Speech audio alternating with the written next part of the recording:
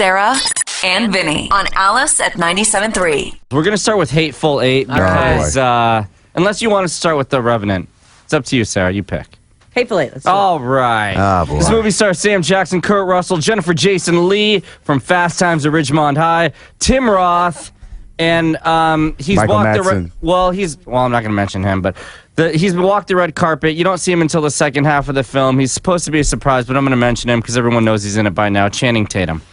So this movie takes place in 1868 during a snowstorm in Wyoming. It's 3 years after the Civil War ended. That's really important for the plot. So in this film, Kurt Russell is a bounty hunter, and his prisoner is Jennifer Jason Leigh, and they end up in the cabin in the middle of basically nowhere with 6 other odd people, and they're all trying to stay alive in the middle of a snowstorm. No one knows who anyone is, and no one trusts each other.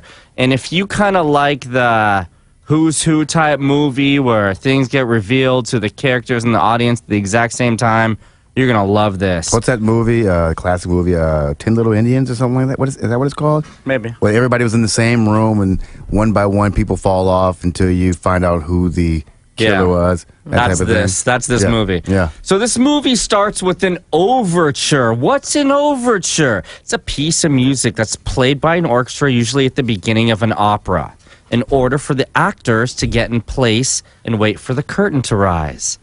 There's a 5-minute overture at the beginning of this 3-hour, 2-minute film. Yeah, and unnecessary. How did you feel about that? An unnecessary 5-minute overture. An unnecessary 5. I love the overture. Were they running the credits over it or something? No, it's just a wagon on a road, and it's a still. It's a 5-minute still. Oh, it's not even rolling? Nothing's rolling. It's it's just there, and it's music. Completely unneeded. And the actors are getting in place. No, but this is not I a play. loved it. You're saying it's building the anticipation. You're saying, get on with I it. think This is it a sets the- 3-hour it movie. sets the You know tone. me too well. I didn't think that at all. All right. Get the F on with it. Marcus, if this movie was shown to us before the end of last year, would this have been your #1 movie of 2015? Be honest for once.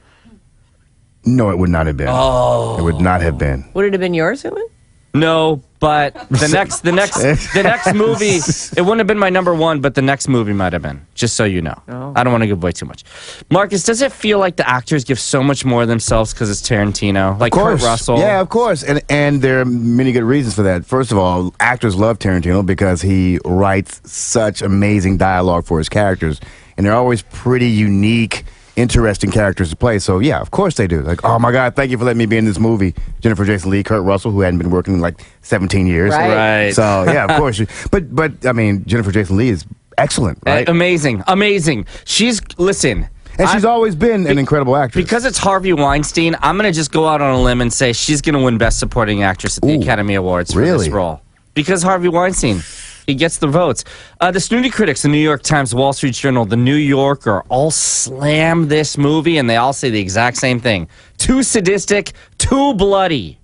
Do you agree with those pussies? So, I got to say that this is a Tarantino film, and I always defend Tarantino. All right. As no matter how polarizing his stuff is, but I will say that in this particular film, that criticism, I see why they'd feel that way, and it's sort of valid. I think it's listen. You know, I like my violence. I like people getting chopped up and dead and all that stuff. But there are a few times where I'm going, you know what?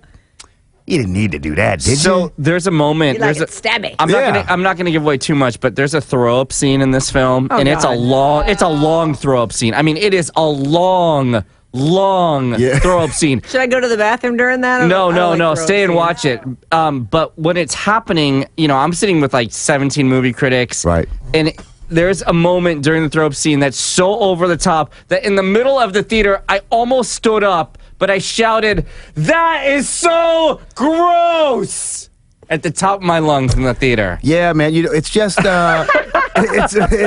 it's so weird to sit there and go, you know what? Maybe Quentin, he may have gone over the top a little bit. And it's weird to say because you expect certain things from his films. But well, maybe he feels like he has to outdo himself. And that's where I think the problem may lie. Marcus. And I also think that he's at a point where no one can tell him what to do with his movie anymore. I'm fairly certain he's got a final cut on his film. So there's a 12-minute intermission in this 3-hour film. Yeah. Was it a good break? Did you like getting up, stretching, going to the bathroom? So I'll tell you that my screening, there was no intermission. Oh, there was no 12-minute break. Okay. But I didn't see it on one of this because this was only happening on the big 70 millimeter screen. So I didn't see it on the net screen.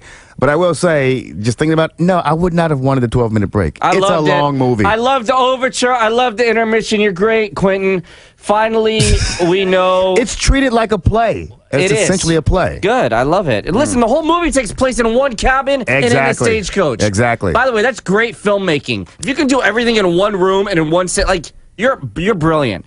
Marcus, finally, we know that you love endings. How satisfying did you feel when the Hateful Eight was over? How satisfying was that ending? Listen, the ending was plenty satisfying. Plenty satisfying. Give it away. I won't give it away. We're not giving it away. My only real criticism is that it may have gone on a little too long. I totally disagree. I think 3 hours for this particular Quentin Tarantino film, maybe a little too much. Sum it all up. Yes, this movie is long. It's bloody. It's full of suffering. It's super offensive. Yeah, man. But it's so well done. I have to say, let me just say this. I've seen every Tarantino film, and I'm used to certain language in his films. But even this one, my ears were ringing a bit from hearing the N-word. Oh. Yeah, a lot of N-word. Come on, Civil War. Nah. That's what you say back in those days. Yeah, nobody said it like that. They don't? Nah, it was like these dudes just woke up in the morning and it just fell out of their mouth. The honesty of the human heart. I'm giving it 4 Persians. What are you giving it? You're out of your dome. 4? No, that would make it among the best Quentin Tarantino films of all time. It is. And it is not that in any way, shape, or form. I'm going to give it 3 Aussies.